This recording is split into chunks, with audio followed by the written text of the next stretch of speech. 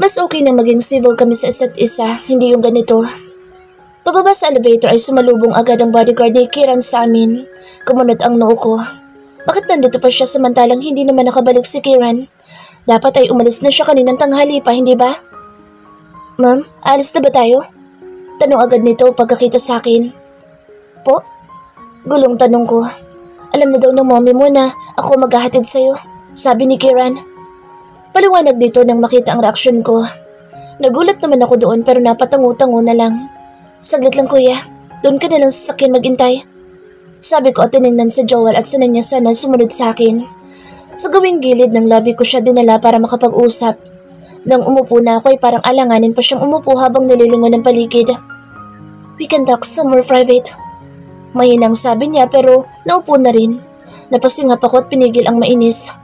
You know, we cannot do that now. Lalo na sa sitwasyon mo. Mariing sabi ko habang pinipigilan ang sariling taasan siya ng boses. Nalaglag ang panga niya. Hindi niya siguro inaasahan ang pagiging straightforward ko. Ngumisi ako. Well, that's the Hannah that he used to know. Kahit sino naman ay nagbabago ang pakikitungo kung gagawin mo ng hindi maganda. Sa ginawa niya sa akin, huwag niyang sabihin magiging patwitams pa ako sa kanya. I'm sorry. Rinig kong sabi niya matapos ang saglit na katahimikan. Huminga ako ng malalim dahil parang anytime ay may babagsak na luha sa mga mata ko nang marinig ko ang pagpapakumbaba sa boss niya. Now that he is talking to me, parang ngayon palang nasisink in sa akin ang lahat. Why did you do that? Tanong ko. Sa dami ng bakit, sa utak ko ay iyon ang pinakamabigat. Bakit niya iyon nagawa sa akin? Anong kasalanan ko sa kanya? Anong pagkukulang ko at ginawa niya iyon? Yumukol siya tinalamo sa mga palad sa muka. Nadala lang ako ng tukusuhan na. You just don't know how I hate our situations. Ganyan ka at ganito lang ako. Niyang ipagsabi sa lahat na girlfriend kita hindi ko magawa dahil baka sabihin nilang oportunista ako. I am so frustrated with the whole situation. Our situation. Until I found someone who was in the same situation. Nagkasundo kami at napadalas ang pagkikita. Magaan ang pakiramdam ko kapag kasama ko siya dahil pakiramdam ko may karamay ako. Pakiramdam ko hindi ako nag-iisa pero hindi ko akalain na. Hindi niya na ituloy ang sasabihin. Mapait na napaismid ako. Sa hinabahaba ng sinabi niya ay isa lang ang nakuha ko. Nasa tawag ng laman, isa din siya sa mga lalaking hindi makakaiwas. Hindi mo akalain na pati sa kama ay dadamayan ka niya?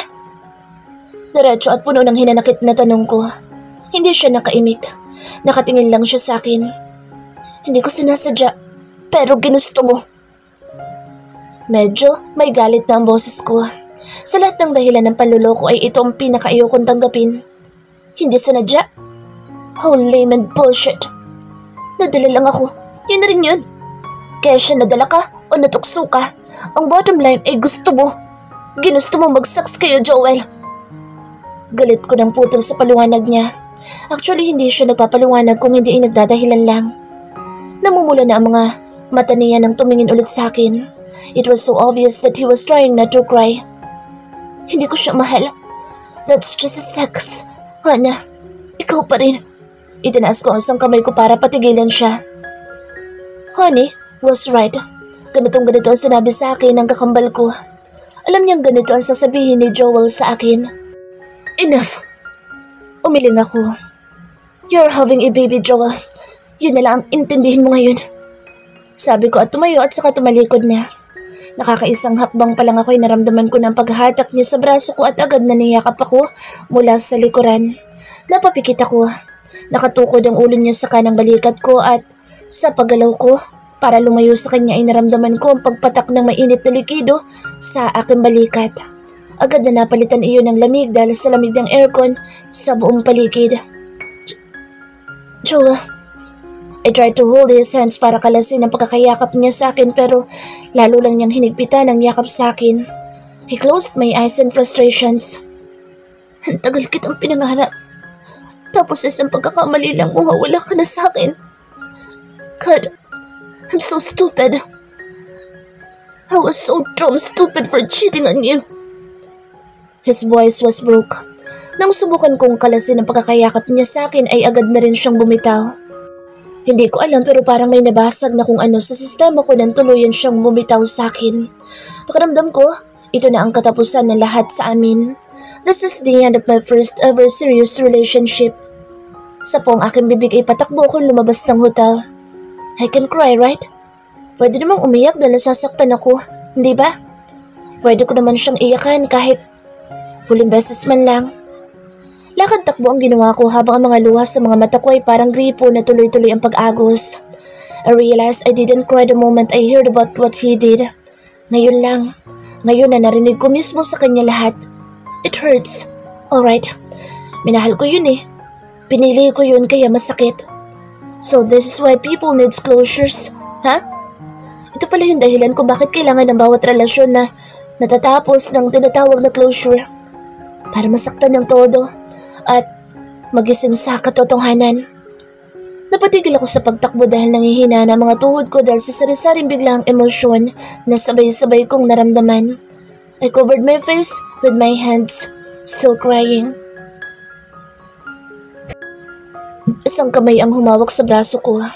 Nagulat ako at agad na inalis ang kamay na nakahawak sa mga kamay ko na nasa mukha ko. My vision was quite blurry because of the tears. At first, I thought it was Joel. Hahawiin ko na sana ang kamay niya nang maamoy ko ang pamilyar na pabangong nagmumula sa lalaki ngayon ay nakaluhod para mapantayan ang mukha ko. Kieran. Napapaos ang tinig na tawag ko sa pangalan niya nang unti-unting luminaw ang mukha niya sa paningin ko. He kissed and hugged me tight. That triggered my tears and they fell non-stop. Lalo na nang hagurin niya ang likod ko at bulungan ng kung ano-anong salitang maaring makapagpatigil sa pag-iyak ko. Dahil weekend at walang pasok sa opisina, kahit maaga ako nagising ay tanghali na ako lumabas ng kwarto. Nakaligo na ako nang makaramdam ng gutom at bumaba para mag-almusal. Pababa ko sa hagdanan ay narinig ko si Mommy at Daddy na pinag-uusapan si Kieran. Sadyang binagalan ko ang paglalakad para marinig ang pinag-uusapan nila. Habang naririnig ko ang pangalan niya ay hindi ko maiwasang maalala ang nangyari kagabi. Nang makita niya akong luhaang nakahinto sa gilid ng daan ay hindi siya nagtanong ng kahit na ano. He just hugged me tight at tiniyang umiyak ng umiyak sa dibdib niya. Siya na rin ang naghatid sa akin pauwi dito. Ngayon ako nakakaramdam ng hiya dahil sa nakita niya at ginawa kong pag-iyak habang yakap-yakap siya. Napatakip ako sa mukha ko nang maalala ang nangyari. Kahit na nakaligo na ako kagabi bago matulog ay parang naamoy ko pa rin ang pabango niya na tila dumikit na sa buong katawan ko. Ni hindi ko nagawang magpaalam ng maayos at magpasalamat sa kanya nang makarating kami dito sa bahay. Agad na ipinilig ko ang ulo ko at pinagpatuloy ang pagbaba sa hagdanan. Right after graduation? Hindi ba sobrang bilis naman nun, Daddy? Hayaan kaya muna natin siyang magbakasyon na 1 buwan bago magtrabaho. Rinig kong sabi ni Mommy. Pwede naman, Mommy. Actually, that's what Kieran wants. Sagot naman ni Daddy na napatigil nang makitang pababa ako. Lumapit ako sa kanila at yumakap. So, how's your first weekend sa Maniagos Holdings, baby? Tanong agad ni Daddy. Umupo ako sa tabi niya at nakipulot sa fresh na pinapapak nila. Okay lang po, Dad. Medyo hectic lang ang naabutan ko. Yung peak season sa hotel kaya parang ang dami ko na kaagad ginawa sa unang linggo ko doon. Sagot ko. Tumango naman sa Daddy at tinitigan ako na parang tinatansya ang mga sinasabi ko. Everything's good? Usisa niya. Hindi nakatingin tumango ako. Tumikim naman si Mommy sa gilid kaya napatingin ako sa kanya. How's Kieran na sa boss, Hannah? Is he hitting on you? Tanong ni Mommy. Muntik na tuloy ako masamid. Tumatawang pinanood niya ako at tinawi ang buhok na humarang sa mukha ko para makita niya na maayos ang reaksyon ko. Agad na naprotesta ako dahil sa panunukso niya. Mommy naman. Nakasimangot na reklamo ko.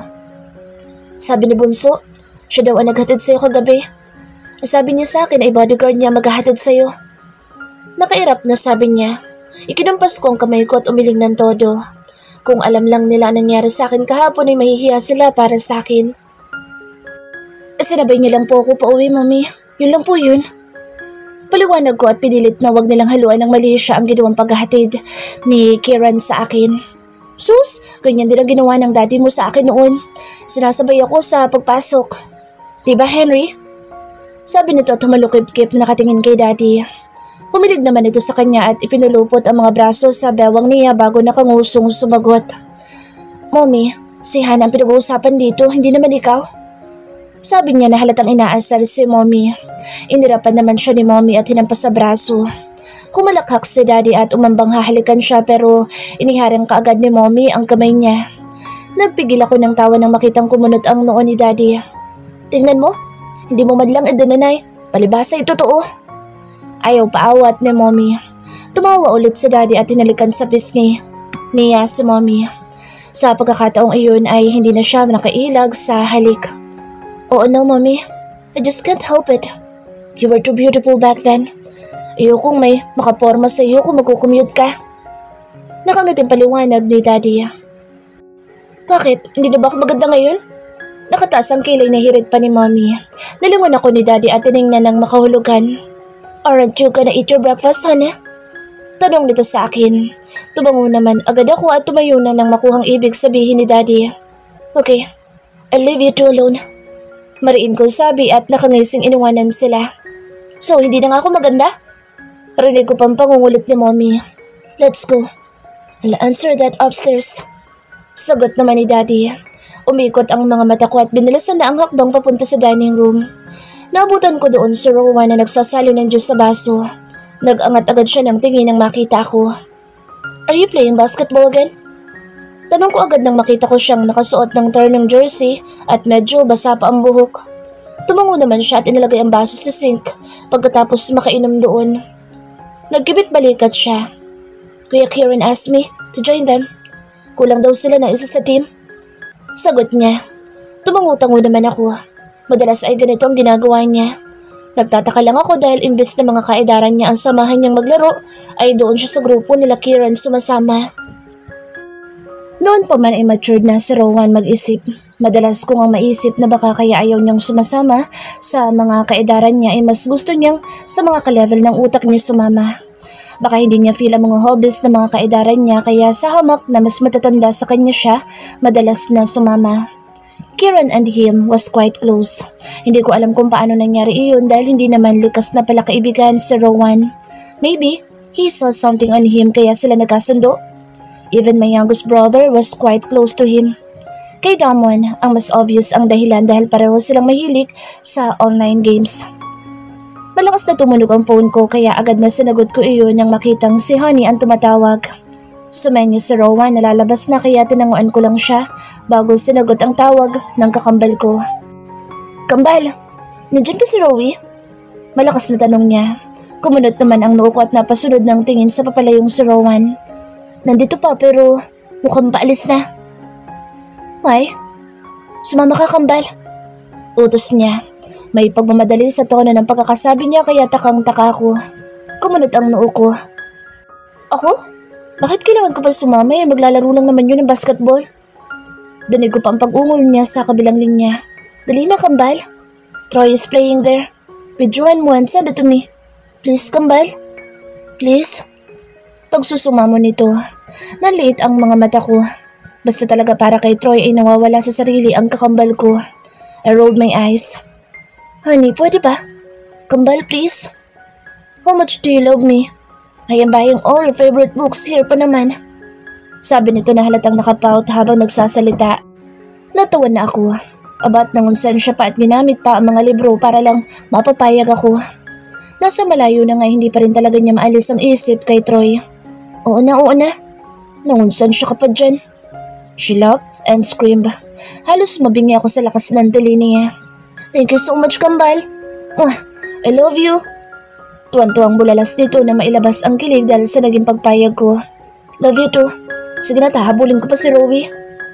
Agad na paalam ko pagkatapos ay binaba na ang phone at nagmamadaling pinuntahan si Rowan. Why? Nakataas ang kilay niya nang sabihin ko sasama ko para manood ng magiging laro niya ngayon. I'm bored. Simpleng sagot ko pero halata pa rin sa mukha niya ang pagdududa. Maya-maya ay napapailing na tumango ito. I know, Who asked you to come though? Sabi niya. Nagpigil ako ng ngisi bago nagpaalam na magbibihis saglit. Habang paakyat sa hagdan ay parang gusto kong pagsisihan ng pagpayag ko na manood ng laro nila. Makikita ko kasi doon si Kieran at hindi ko alam kung paano ko siya haharapin pagkatapos ng nangyari kagabi. Kinagat ko ang labi ko nang maalala ang ginawa kong pagyakap sa kanya. Hanggang ngayon nga ay parang naaamoy ko pa rin ang cologne niya sa buong kwarto ko. Ipinilig ko ang ulo at kinalma ang sarili bago nagtuloy sa closet para makahanap ng isusuot.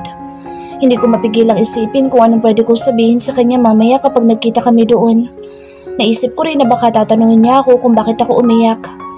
Napapikit ako at halos umurong na sa gagawing pagsama kay Rowan dahil sa mga naisip na posibilidad.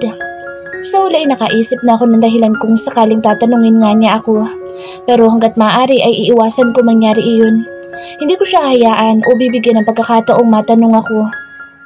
Hanggang sa makapagbihis ako at makalabas sa kwarto ay yun pa rin ang laman ng isip ko. Bahala na nga. Bago ako lumabas at puntahan si Rowan ay dumaan muna ako sa kusina para kumuha ng kahit na anong pwedeng kainin sa daan dahil kanina pa kumakalam ang sikmura ko. Muling tumaas pa ang kilay ni Rowan nang makita akong palapit na sa gawin niya habang kumakain ng sandwich. Natatawang inalo ko lang siya noon na tinanggihan naman niya. Agad-agad na akong niyaya sa sasakyan. Habang naglalakad kami palapit sa sasakyan ay may kausap siya sa phone. Hindi ko maiwasang makinig dahil parang alam ko na kung sino ang kasalukuyan niyang kausap. Yeah, we're on our way. Rinig ko sabi niya sa kausap at sinulyapan pa ako. I'm with my ate and kuya. We'll be there in an hour. I'm really sorry for keeping you wait. Pinaandar na niya ang sakyan nang magsalita ulit siya. No, she's in Paris. I'm with Ate Hannah. Sabi niya kaya napalunok ako. Mukhang itananong pa ni Kieran kung sinong kasama niya. May kung anong kaba ako na naramdaman nang makita ang isa pang sulyap ni Rowan sa gawi ko. Bago niya tuluyang ibinaba ang tawag at pinaandar ang sakyan. Huminga ako ng malalim at itinuon na lang ang pansin sa labas ng bintana. Agad na ipinarada ni Rowan ng SUV sa parking lot ng school nila kung saan madalas na naglalaro ang mga ito. Sa pagkakaalam ko ay De La Ford ang nagpagawa ng covered court ng school. Kaya naman kahit na private at mahigpit ang security ay malayang nakakapaglaro ang magpipinsan dito. Pagkababa ko palang sakyan ay natanawan ko na kaagad sa di kalayuan ng itim na Ferrari ni Kieran. Agad na nag-init ang pisngi ko nang maalala ang ginawa kong pag-iyak sa sakyan na iyon kagabi. Agad na nag-flashback iyon na parang kasalukuyang nangyayari sa harapan ko. Ate Hannah? Halos mapatalon ako sa gulat nang tawagin ako ni Rowan. Nakahawak at hindi pa naisasara iyon kahit kanina pa ako nakababa. Shit, Hannah. Pull yourself together. Agad na sinarado ko na ang pinto ng SUV at saka nagmamadaling lumakad palapit sa kanya. Naliliit ang mga mata niya nang tingnan ako at pagkatapos ay sulyapan ang gawin ng sakyan ni Kieran. Why are you staring at Kuya Kieran's car? Did something happen?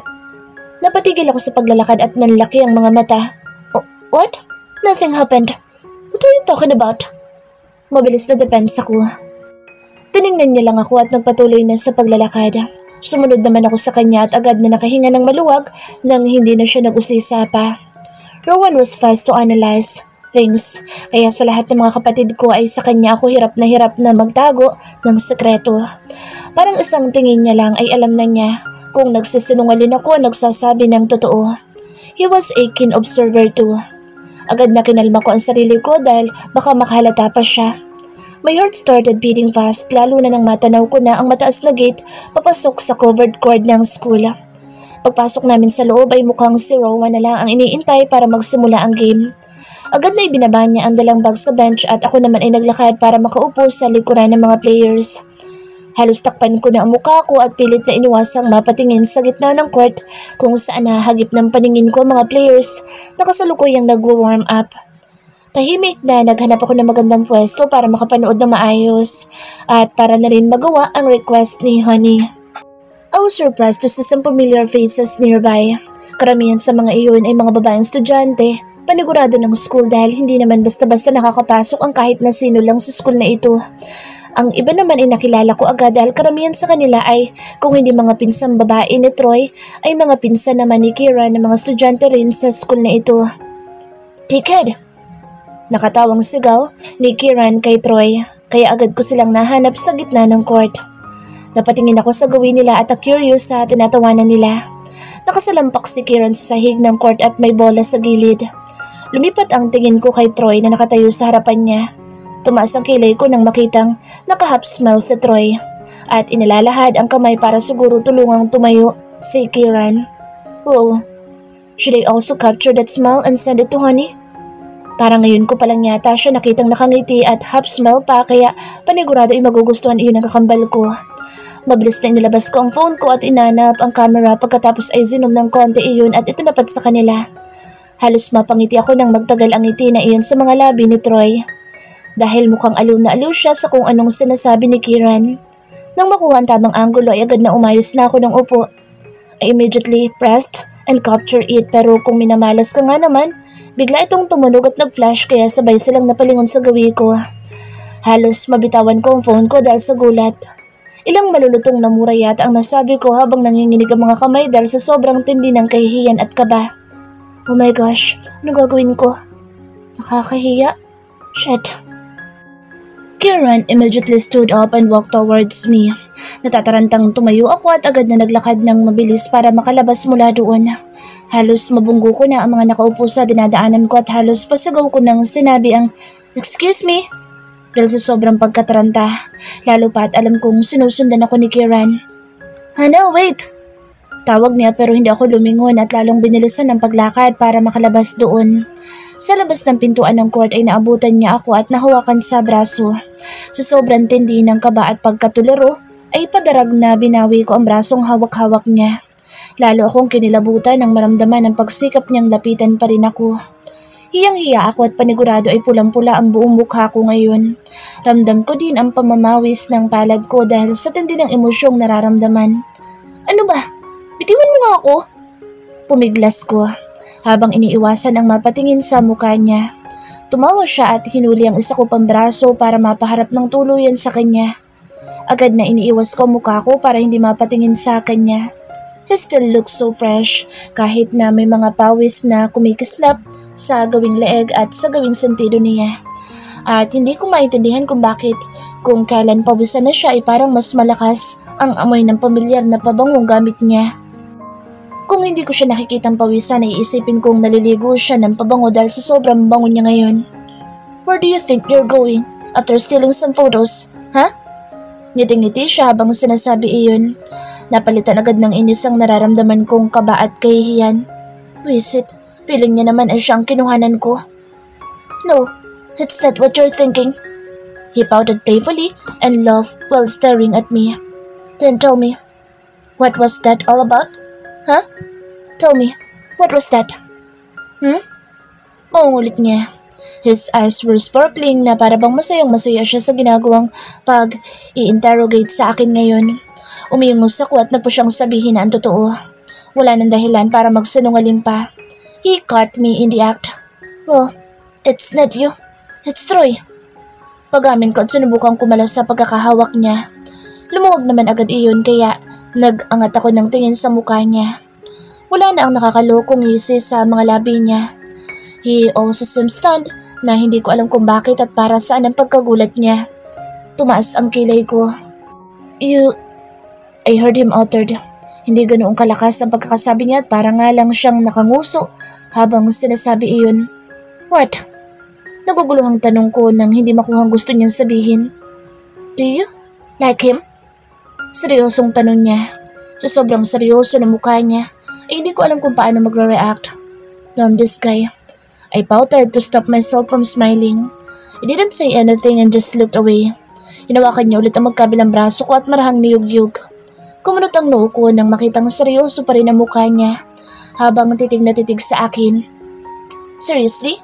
Naniniwala ba siya magkakagusto ko sa pinsan niya? Oh well.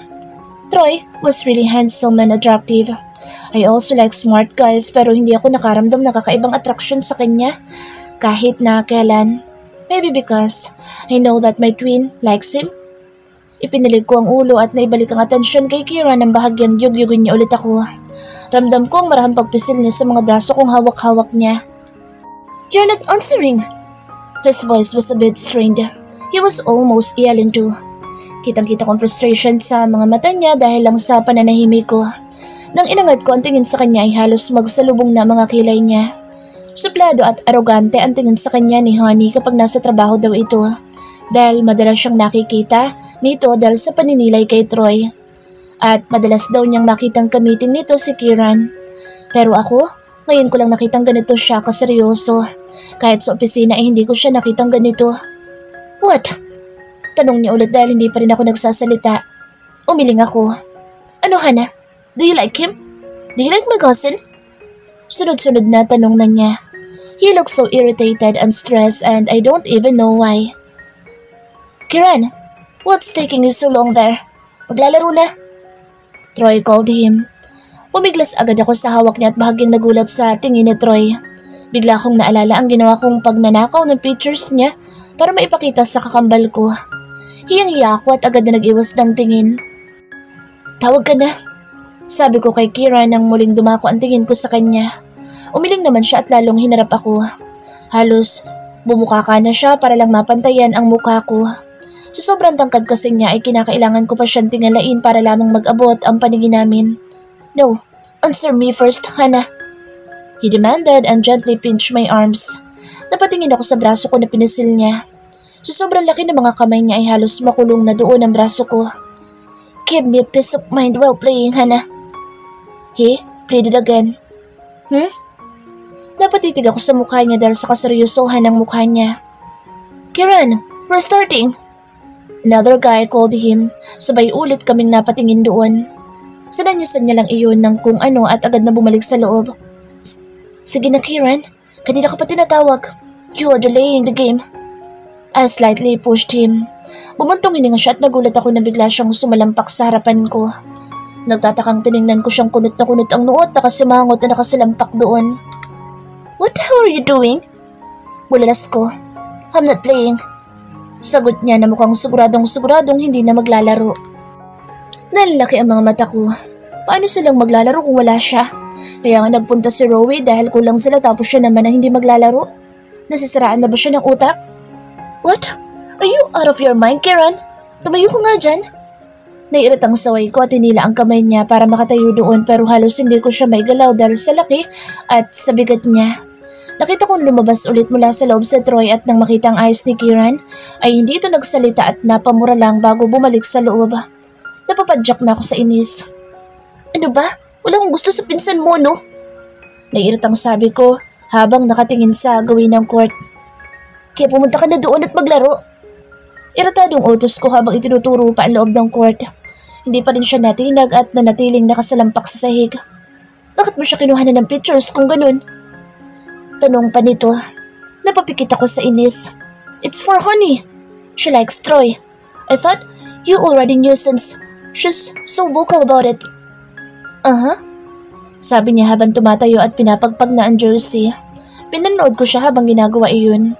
Kumalukip-kip ako tinignan ng oras. Kanina pa kami dito. Nakakahiya na masyado at baka kung ano nang isipin nila. Tumingin ulit siya sa akin nang naayos niya na ang sarili. What I didn't expect was you liking him. Sabi niya. Nalaglag ang pangako. Naliit naman ang mga mata niya. Teka lang, bakit mukhang... Napalunok ako dahil sa tagal ng titig niya sa akin. Does it bother you? Lakas loob kong tanong. Ngayon ko lang na-realize na kanina pa siya nag-aalburuto dahil akala niya magusto ako sa pinsan niya. Tumaas ang kilay niya at saka tinagilid ang ulo. What do you think? Ganting tanong niya. Umismid ako at umirap. Di bang klaseng sagot? Napatigil ako sa pagsasalita ng tapalan niya na bibig niya ang mga labi ko. I was too shocked to even breathe habang dinadama ang paglapat ng mga labi niya sa mga labi ko. Kahit nang itigil niya ang paghalik ay hindi pa rin ako nakapagsalita. Sa sobrang gulat. What the heck? Did he just... Halos maghang ang utak ko dahil sa ginawa niya. Damn it, Kieran! You're wasting your time! Saga ulit ni Troy na mukhang iritado na talaga. Tumawa si Kieran bago sumagot. I'm coming, dickhead! Sagaw niya. Tsaka pa lang ako natauhan nang ikulong niya ang magkabilang pisngi ko sa mga palad niya. Hindi pa rin ako makarecover sa ginawa niya. See you later. Marahang sabi niya at mabilis na dinampian ulit ng halik ang gilid ng mga labi ko. Tulala ako habang tinatanaw siyang papasok sa loob ng covered court. Nang tuluyan siyang mawala sa paningin ko, ay nangihinang napaupo ako sa puso po nag-iinit na mga pisngi. What the hell? That just happened, Hana?